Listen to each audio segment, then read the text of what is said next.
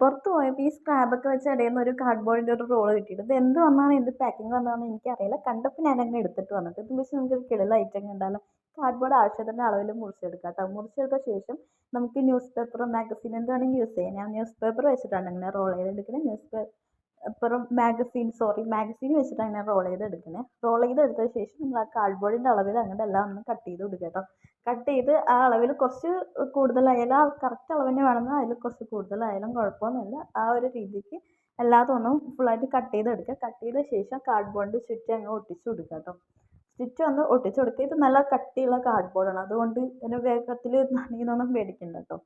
അപ്പോൾ അതങ്ങനെ ചുറ്റും അങ്ങോട്ട് ഒട്ടിച്ച് കൊടുക്കുക. എന്നിട്ട് നമ്മൾ ഏതെങ്കിലും ഒരു കുപ്പിയുടെ പോർഷനില്ല, അതായത് ആ ടോപ്പ് ഭാഗം അത് അങ്ങോട്ട് കട്ട് ചെയ്തെടുക്കുക. കട്ട് ചെയ്ത ശേഷം ആ ടോപ്പ് പോർഷൻ്റെ അളവിലും ഒരു ചെറിയ പീസ് കാർഡ്ബോർഡും അതേപോലെ തന്നെ നമ്മൾ നേരത്തെ വെട്ടി വെച്ചില്ലേ കാർഡ്ബോർഡ്, അതിൻ്റെ അളവിലും റൗണ്ടിലും അങ്ങനെ 2 സൈസിലുള്ള കാർഡ്ബോർഡ് പീസ് വെട്ടിയെടുക്കണം കേട്ടോ.